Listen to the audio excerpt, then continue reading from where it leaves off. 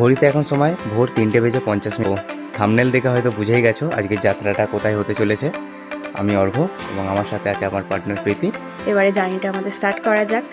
এই যে আমাদের লায়ো, ও রেডি হয়ে গেছে, চলো।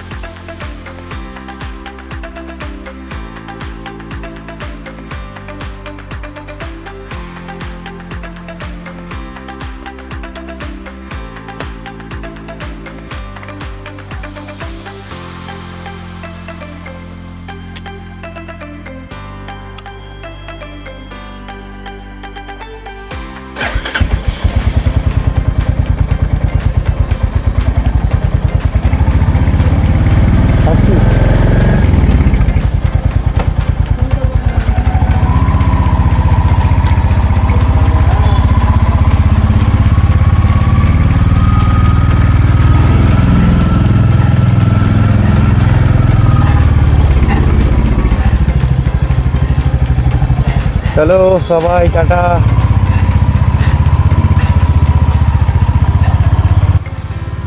এখন ঘড়িতে সময় ভোর 3:55।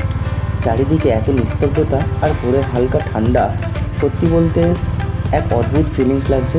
খুব একটা শীত নেই, কিন্তু হালকা শিশির এক ঠান্ডা ভাব রাইডিংয়ের জন্য জাস্ট পারফেক্ট। কয়েকদিন আগে দীঘার সমুদ্র স্নান আর জগন্নাথদের দর্শনের পর থেকেই মনটা যেন কেমন ছটফট করছিল।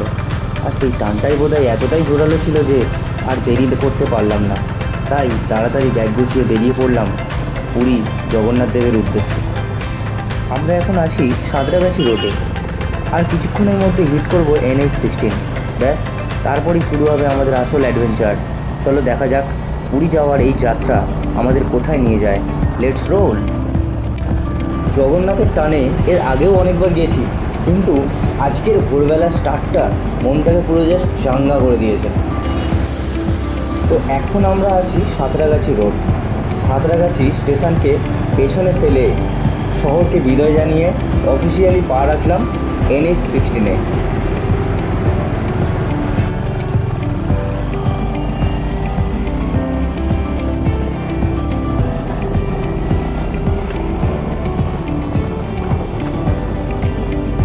ভোরের এই হালকা ঠান্ডা হাওয়া আর খালি হাইওয়ে, সত্যি বলতে রাইডারের কাছে এর থেকে বড় শান্তি আর কিছু হয় না। এখন টার্গেট সোজা এগিয়ে চলা। কলকাতা থেকে পুরী এই রাস্তাটা বরাবরই আমার খুব প্রিয়। এর আগে শুধু দেখেছি ফোনে, ব্লগে। এখন আমরা সেই রাস্তাটা পার করতে চলেছি। মনে আনন্দ আর এক্সাইটেড তোমাদের বলে বোঝাতে পারবো না। জগন্নাথ দেবের টানে বেরিয়েছি, তাই মনের ভেতর আলাদা একটা জোশ কাজ করছে। দেখা যাক এই আজকের হাইওয়ে রাইডটা আমাদের জন্য কি কি সারপ্রাইজ লুকিয়ে রেখেছে। দেখতে দেখতে চলে এলাম উলুবেড়িয়া। এইরকমভাবেই দেখতে দেখতে কখন যে চলে যাব পুরী তোমরা কিছু টেরই পাবে না।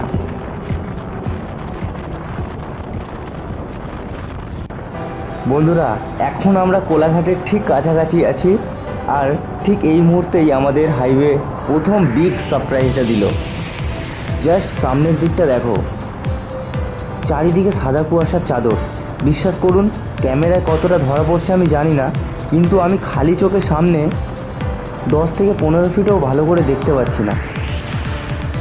একটু আগে অবধি রাস্তা পুরো পরিষ্কার ছিল, আর হঠাৎ করেই এই হোয়াইট আউট। সামনে কিচ্ছু দেখা যাচ্ছে না, শুধুই হেডলাইটের হালকা আলোটুকুই ভরসা। ফিলিংটা যেমন খুব এক্সাইটেড, তেমন একটু একটু ভয়ও লাগছে।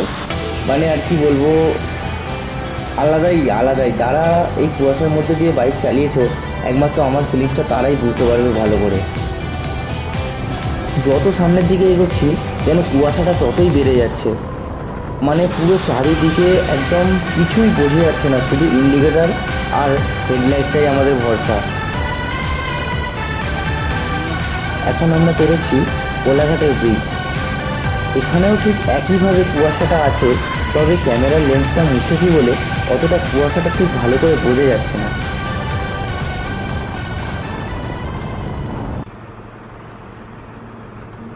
দাঁড়িয়েছি এসে একটা পেট্রোল পাম্পে এতক্ষণ ভিডিও করতে পারিনি কারণ প্রচণ্ড কুয়াশা ছিল গাইস, কিচ্ছু দেখতে পেতে না, মানে রাস্তায় এত জ্যাম আর এত কুয়াশা ধারণার বাইরে।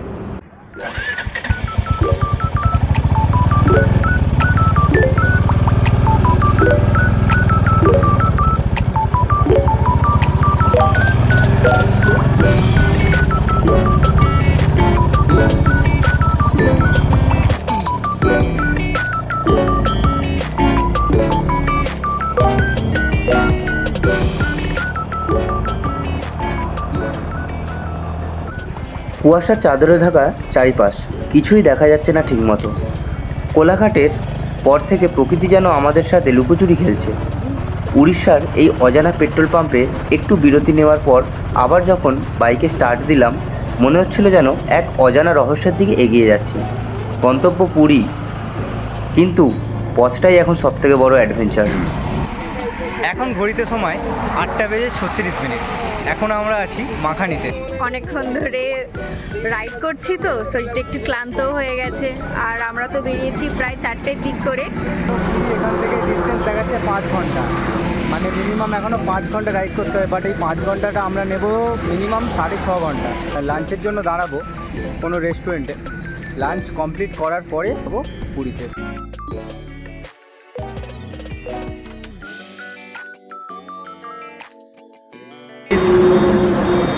মানে রাইডিংটা ভালো ছিল, বাট সকালের দিকে এত কুয়াশা না ধারণার বাইরে।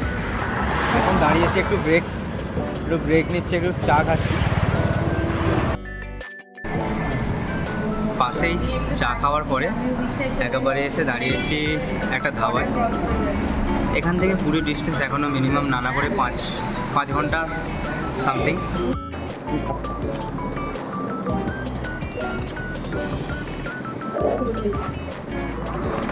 আমাদের ব্রেকফাস্ট করা হয়ে গেছে, এখন আমরা একটুখানি বসে রেস্ট নিচ্ছি। ক্যামেরার চার্জ শেষ হয়ে গেছে, ক্যামেরাটা চার্জে দিয়েছি এখানে। একটু বসি, তারপর আবার রাইড শুরু করব। চলো দেখা হচ্ছে রাস্তায়।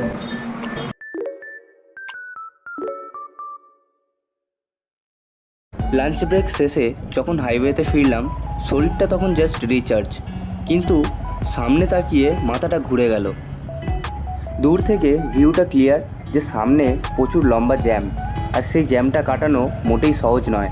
লাইনের পর লাইন শুধু লরির সারি, যেন রাস্তার বুক চিরে বিশাল পাহাড় দাঁড়িয়ে আছে। আমাদের থেমে থাকলে হবে না, এগিয়ে যেতে হবে সময়ের মধ্যে।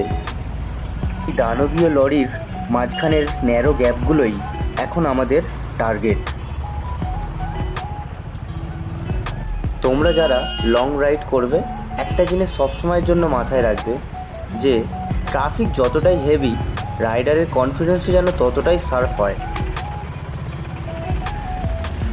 জ্যাম কাটিয়ে ফাঁকা রাস্তা পেতেই মনটা চাইছিল একটু থ্রটেল বাড়িয়ে স্পিডটা উপভোগ করতে, কিন্তু ভাই সাবধান, ওই যে দেখা যাচ্ছে স্পিড ক্যাম্প। এই হাইওয়েতে জায়গায় জায়গায় লুকিয়ে আছে হাইটেক স্পিড ক্যামেরা, আর বাইকের জন্য speed limit 60 কিলোমিটার/আওয়ার।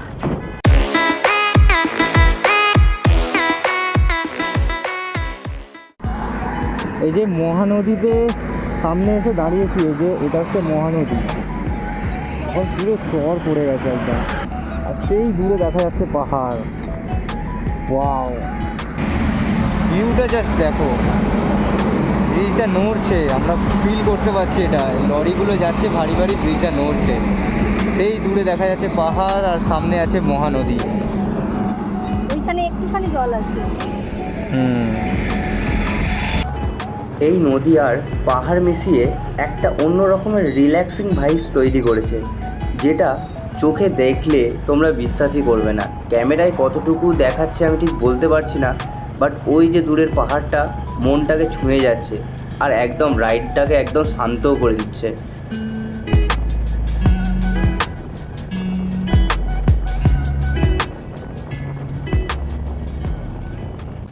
Baleshwar 62 kilometre, Visakhapatnam 479 kilometre এবং চেন্নাই 1131 কিলোমিটার দেখাচ্ছে। অর্থাৎ এখান থেকে ভুবনেশ্বরের ডিস্টেন্স 256 কিলোমিটার অ্যাপ্রক্স। সামনে হাইওয়ের ওভারব্রিজের কনস্ট্রাকশনের কাজ চলছে, তাই সামনের রাস্তা ব্লক। আমাদের এখন এই ডাইভারশন দিয়েই এগোতে হবে। এসে গেছি গাইস পুরী জগন্নাথ ধাম। এখান থেকে 42 কিলোমিটার পরেই তোমরা দেখতে পাবে সমুদ্র। চলো বেশি দেরি না করে যাওয়া যাক পুরীর উদ্দেশ্যে।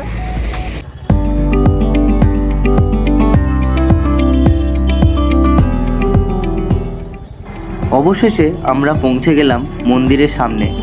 জগন্নাথ দেবের এই ধামে পা রাখতেই যেন সব ক্লান্তি ভ্যানিশ।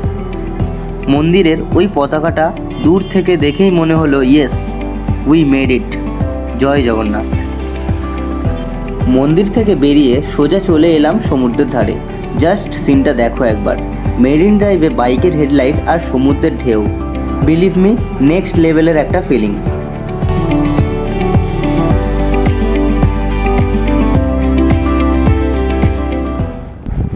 কেমন লাগলো আমাদের এই অ্যাডভেঞ্চার রাইড কমেন্টে অবশ্যই জানাও।